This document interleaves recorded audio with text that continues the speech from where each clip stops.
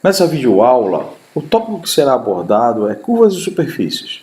Trata-se de um tópico muito importante e clássico, com vasto material na internet. A construção de uma malha pode ser um processo simples, como a união de um conjunto de pontos no espaço 3D. Aqui, cada ponto é uma tripla no espaço euclidiano ou tridimensional, e são ligados por seus vizinhos mais próximos, como em um grafo.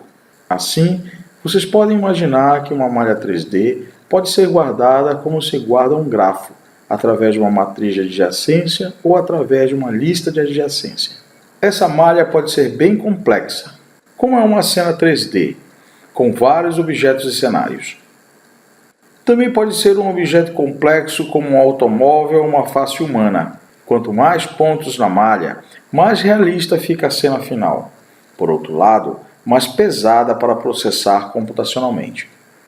Um aspecto muito importante é bom que fique bem claro. Quando você usa uma interface de desenvolvimento de cenas, como o Blender, o 3D Studio Max, o Maya, o Google SketchUp, o Cinema 4D ou o ZBrush e muitos outros softwares profissionais, você está modelando com primitivas geométricas.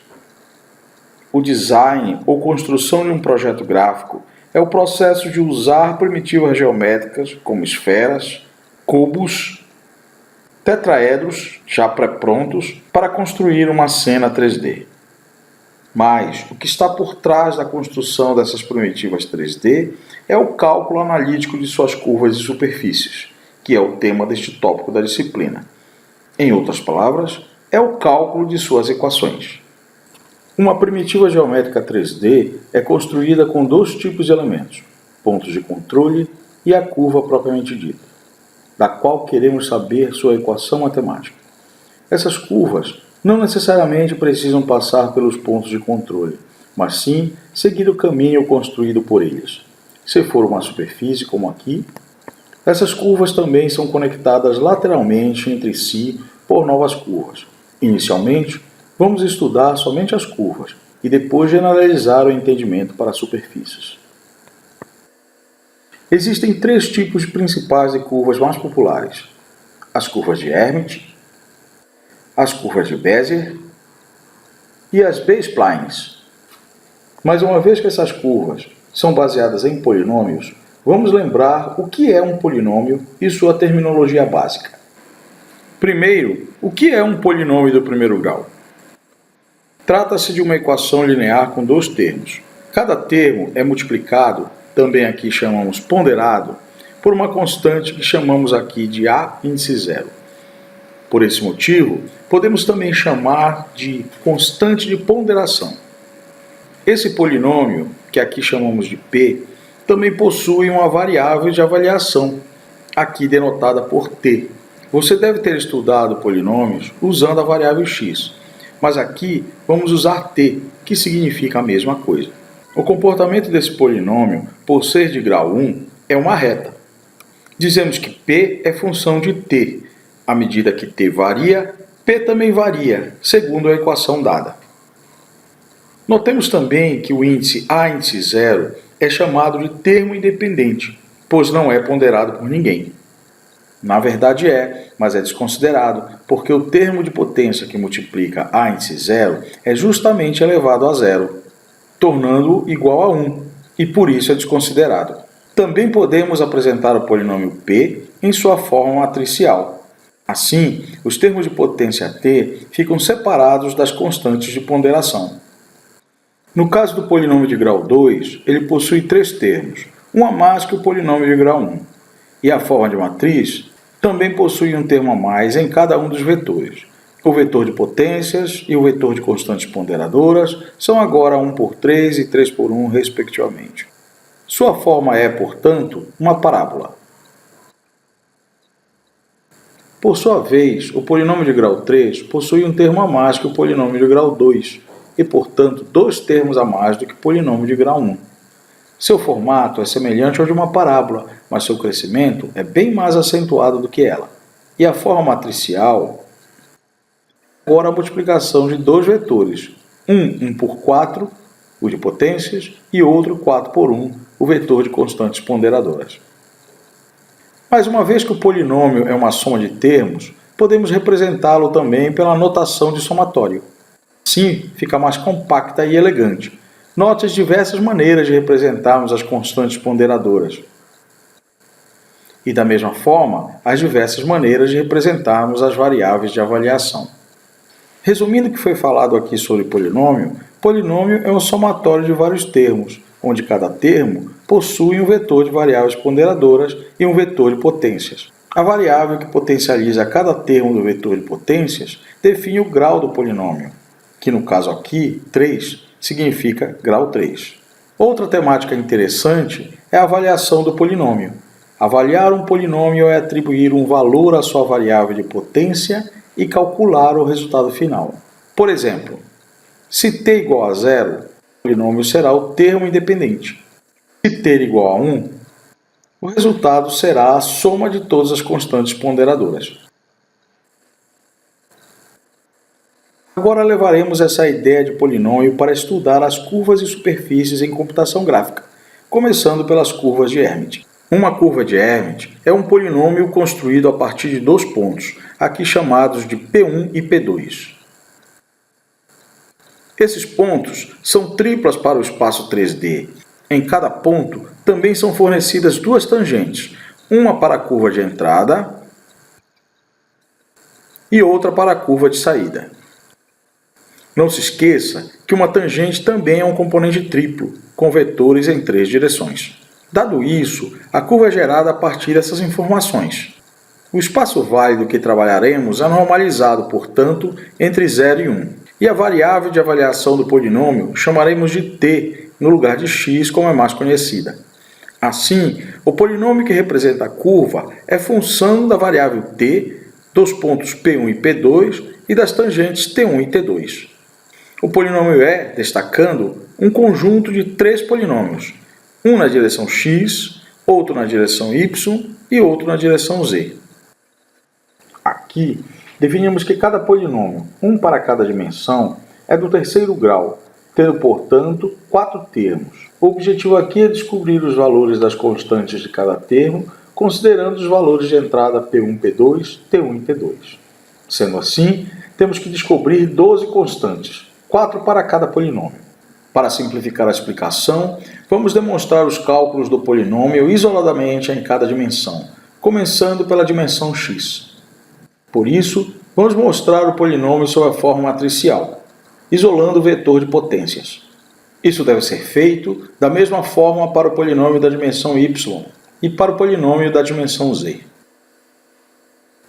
Assim, para descobrirmos as 12 incógnitas do polinômio de Hermite, isolamos as 3 formas matriciais dos seus 3 polinômios independentes, um para x, outro para y e outro para z.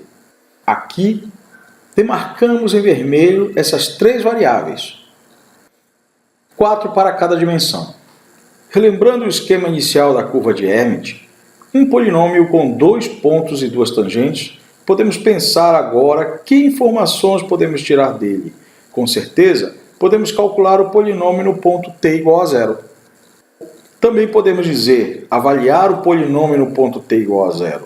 Neste caso, temos 3 polinômios para avaliar, x0, y0 e z0. Essa mesma avaliação pode ser feita para t igual a 1, ou calcular o polinômio no ponto t igual a 1. Aqui, temos que descobrir x de 1, y de 1 e z de 1. Observando a forma matricial do polinômio na dimensão x, podemos então avaliá-lo para t igual a 0.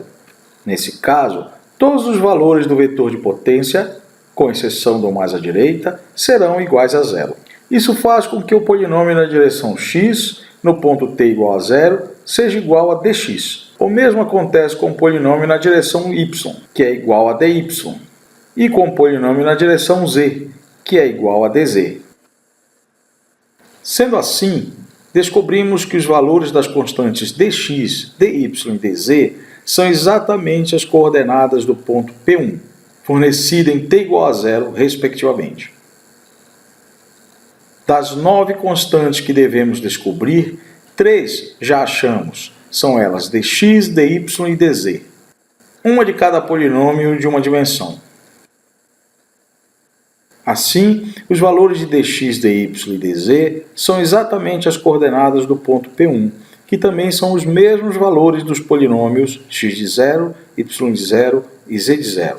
Essa ideia faz a gente pensar também em o que acontece no ponto P2 se avaliarmos o polinômio em t igual a 1. Para fazer esses cálculos, partimos da expressão matricial para o polinômio na direção x. Assim, atribuindo t igual a 1 às variáveis de potência no vetor de potências, temos o que nos permite concluir que x1 é exatamente a soma das constantes do polinômio na direção x. O mesmo acontece com o polinômio na direção y, onde y de 1 é a soma de suas constantes. E z de 1 também é a soma de suas constantes. Assim, podemos resumir as informações que tiramos até o momento do polinômio, onde no ponto t igual a 0, temos o valor de x0 igual a dx, y0 igual a dy e z0 igual a dz. E no ponto t igual a 1, temos cada polinômio como a soma de suas constantes. Finalmente, que mais informações podemos obter desse modelo da curva de Hermite? Sem dúvida nenhuma, das tangentes da curva no ponto t igual a 0, a tangente t1, e a tangente no ponto t igual a 1, a tangente t2. Para calcular essas tangentes e ver o que acontece, retomamos as equações originais dos três polinômios de P nas três direções. Assim, sabemos que a derivada de cada um é simples de deduzir, sendo então a mesma para cada dimensão. X' de t para a dimensão x, y' de t para a dimensão y e z' de t para a dimensão z. Da mesma forma de quando avaliamos cada polinômio na sua forma matricial nos pontos t igual a 0 e t igual a 1, agora avaliamos as derivadas no formato matricial também desses mesmos polinômios. Iniciando pela derivada do polinômio na direção x, temos o ponto t igual a 0. Substituindo t igual a 0 no vetor de potências da derivada do polinômio, temos 0, 0, 1 e 0 dentro do vetor de potências, o que faz com que essa derivada seja igual a cx. Da mesma forma, a derivada no ponto t igual a 0 do polinômio na direção y é igual a cy. E a derivada no ponto t igual a 0 do polinômio na direção z é igual a cz. Então, no ponto t igual a 0 agora temos, além dos valores do polinômio p em cada uma das suas três direções, temos também o valor de suas derivadas p' em cada uma dessas direções. x'0, por exemplo, passa a ser igual a cx.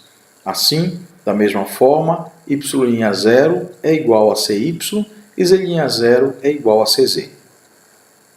Assim, no ponto t igual a 0, temos os valores de x, dy e dz para p de 0 e cx, cy e cz para p' de 0. Isso significa que somente falta encontrarmos os termos de a de x e b de x para o polinômio da direção x, e a de y e b de y para o polinômio da direção y, e a de z e b de z para o polinômio da direção z. Da mesma forma, temos os valores dos três polinômios no ponto t igual a 1, ou seja, x de 1, y de 1 e z de 1, que são, respectivamente, a soma de suas constantes. Por outro lado, no ponto t igual a 1, podemos calcular a derivada dos três polinômios, começando também pelo polinômio da direção x. Assim, fazendo t igual a 1, na forma matricial de x' de t, podemos ver que o vetor de potência agora é 3, 2, 1, 0, que leva ao resultado x'1 igual a 3ax mais 2bx mais cx. Resultado semelhante obtemos para o polinômio da derivada na direção y e para o polinômio da derivada na direção z. Assim, para o ponto t igual a 1, temos as seguintes expressões para a derivada de p de 1. x' de 1, y' de 1 e z' de 1. Agora, com as expressões nos pontos t igual a 0 e t igual a 1, podemos tentar calcular os valores de todas as constantes. Para isso, tomamos primeiro somente as informações do polinômio na direção x, ou seja, tomamos x de 0, x' de 0, x de 1, x' de 1. Visualizaremos essas quatro expressões inicialmente separadamente: x de 0, x de 1, x' de 0 e x' de 1. E podemos colocá-las em forma de matriz. Se separarmos os literais da parte numérica, temos. Assim, podemos notar que o vetor de informações na direção x, fornecido como entrada, é igual a uma matriz constante multiplicada pelo vetor de constantes do polinômio nessa direção. Apresentando essa expressão isoladamente, podemos notar que o vetor mais à esquerda, o vetor de informações da curva dada como entrada, é um vetor previamente conhecido. A matriz 4x4 aqui no meio é uma constante, que independentemente dos valores de entrada e saída, sempre vai ser a mesma. E o vetor de constantes do polinômio apresentado mais à direita são variáveis desconhecidas. Assim, podemos inverter a matriz constante e multiplicá-la pelo vetor de entrada dado, isolando assim como uma equação o vetor de variáveis desconhecidas.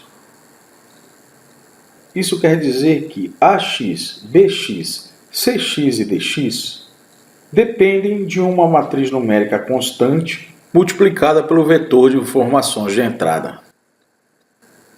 Assim, AX pode ser calculado como 2x0 menos 2x1 mais x'0 mais x'1, assim como BX, CX e DX. Esses dois últimos já tínhamos previamente calculado. Da mesma forma, para o polinômio na direção y, temos calculados agora os valores de AY, BY, CY e DY, todos também dependendo somente da matriz de constantes e dos valores de entrada na direção y. Também, o polinômio na direção z pode ser calculado apenas com essa matriz e as informações de entrada na direção z. Assim, temos quatro expressões para calcular os termos constantes do polinômio na direção x. 4 para o polinômio na direção y e 4 na direção z, respectivamente. Retomando então o polinômio inicial com 3 polinômios, um para cada direção, e apresentando o mesmo em forma matricial, temos. Isolemos agora somente as expressões para a direção x, e apresentando o vetor de potência do lado esquerdo, como é mais usual, tendo que transpô-lo para que isso seja possível.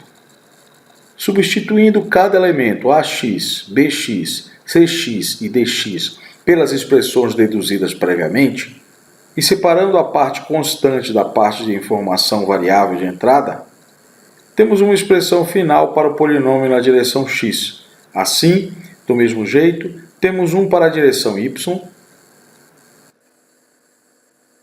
e outro para a direção z.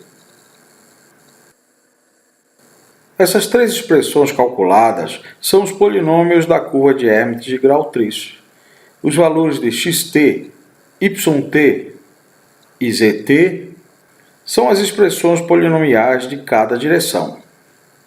Aqui são os vetores de potências, iguais para os três polinômios. Aqui são as matrizes constantes iguais para os três polinômios. Essa matriz é chamada de matriz de Hermite de grau 3. E por último, aqui são os valores de informações dados como entrada, diferentes em cada direção, pois dependem dos pontos P1, P2 e das tangentes T1 e T2.